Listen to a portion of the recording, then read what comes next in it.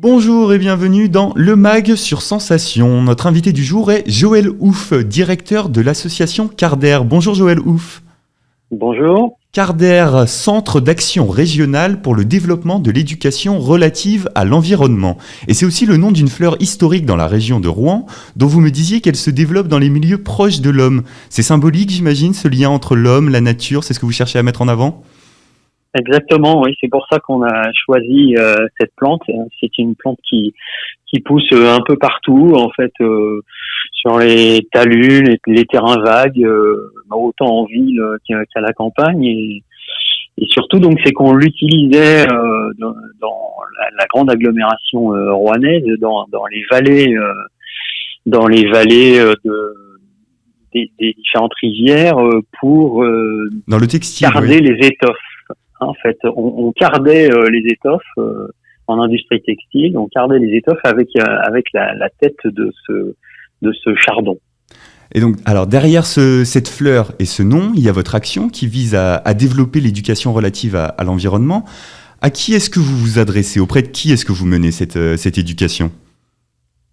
Alors vraiment des publics très très larges, puisque on s'adresse de la plus petite enfance jusqu'aux seniors, en fait. Donc c'est vraiment l'éducation à l'environnement, au développement durable tout au long de la vie. Avec l'idée que l'éducation à l'environnement, c'est quelque chose qui concerne tout le monde, en fait. Exactement. Et dans tous les cadres de notre vie, et dans tous les cadres éducatifs et collectifs possibles. Donc on s'adresse par exemple en grande proportion au monde scolaire, de la maternelle au lycée. C'est-à-dire avec des interventions du coup dans des écoles, des partenariats avec des institutions éducatives ? Exactement. Donc soit directement avec des écoles ou avec des communes,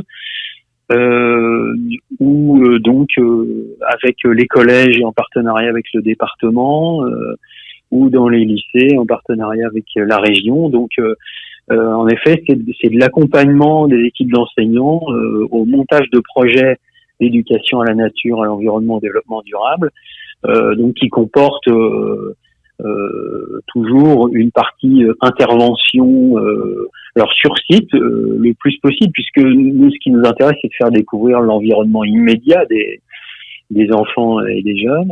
Oui, donc quand vous dites sur site, c'est hors les murs de l'école, en fait. Vous amenez les enfants au contact de la nature pour leur montrer comment ça fonctionne et quelles interactions ils peuvent avoir avec ? Exactement. Le plus possible sur le terrain, en effet, dans la nature, mais ça peut être aussi dans la ville si c'est un établissement urbain. Mais en fait, on peut observer partout son environnement et voir quelle nature, quelle biodiversité il y a autour, mais aussi toutes les grandes thématiques du développement durable que peuvent être les déchets, l'eau, l'énergie, le climat, l'alimentation. Et dans ce cas, ça peut être des interventions dans les établissements. Depuis combien de temps est-ce que vous menez ce type d'action ? Ça fait plus de 25 ans. Et est-ce que vous avez observé une évolution de la réceptivité de votre public, peut-être un public plus nombreux, plus réceptif ? Est-ce que les choses ont changé en 25 ans pendant lesquels la question écologique a pas mal été présente dans le débat public ? Oui, tout à fait. On a senti vraiment une évolution assez marquée. Au début, on était pris un peu pour des doux rêveurs à observer la nature, et ça pouvait faire gentiment sourire certains qui pouvaient considérer que la culture avec un grand C était plus importante que le rapport à la nature, à notre environnement. Et puis progressivement, en fait, les choses ont évolué. On a vu un premier virage sur la question des déchets, de la prévention et de la collecte sélective des déchets, le tri des déchets, parce que là, pour mettre en place ces dispositifs de valorisation des déchets, eh bien, il fallait absolument faire comprendre à tous les citoyens l'importance de leur geste de tri. Puis de prévention et de réduction des déchets. Donc là, ça a été de notre point de vue assez historique, parce que c'est devenu une nécessité de sensibiliser les citoyens à des gestes nouveaux, quoi. Et ensuite, sur toutes les autres thématiques, progressivement, ça s'est développé. Regardez aujourd'hui sur l'alimentation, comment il est reconnu qu'une alimentation saine et surtout locale est importante. Notamment sur un plan de santé, oui, c'est relier les questions écologiques au reste des questions et de la vie de tout le monde. Tout à fait. Ouais. Pendant le confinement, par exemple, on a parlé de la nature justement et d'un retour presque de la nature pendant que l'activité humaine diminuait. Est-ce que c'est quelque chose que vous avez pu observer avec l'association Carder ? Oui, c'est le besoin de nature en fait, qui a été fortement ressenti et qu'on a pu partager avec nos adhérents, quoi.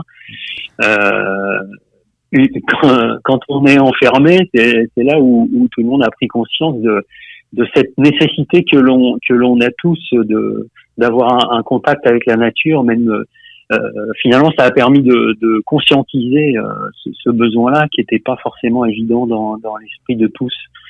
Et vous avez donc accompagné vos adhérents, vous, avec le développement de fiches pédagogiques, ce que vous avez appelé les bouffées de nature.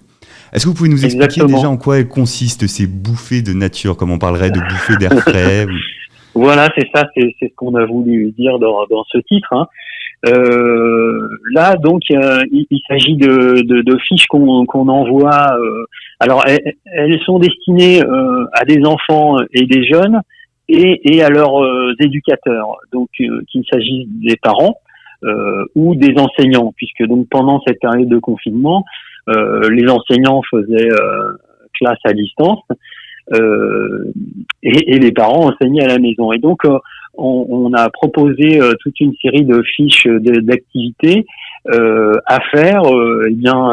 C'était donc dans les premières règles du confinement le plus dur, dans un rayon d'un kilomètre autour de chez soi, qu'on soit à la campagne ou en ville.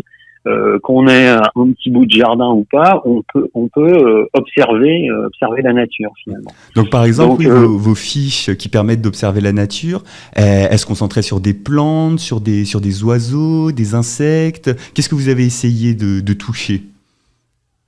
Bien tout ce que vous citez en effet, que ce soit les plantes, les insectes, les oiseaux, toutes ces espèces sont vivantes et proches de nous et donc il est important et intéressant et stimulant de pouvoir les observer au fil. Alors là, ça tombait à l'arrivée du printemps finalement et il y a toute une série de petits événements du printemps qui sont intéressants. Si on prend un exemple très concret, parce que ces fiches, du coup, elles sont disponibles, on peut les retrouver sur votre page Facebook.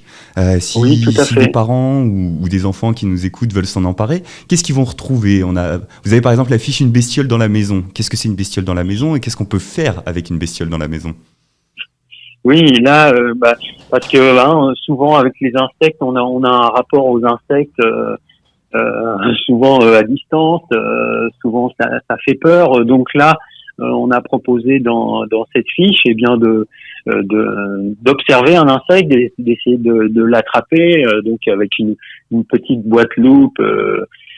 C'est assez facile en plaquant cet insecte contre une vitre et donc mais de surtout ne pas le blesser, mais pour pouvoir l'observer ensuite.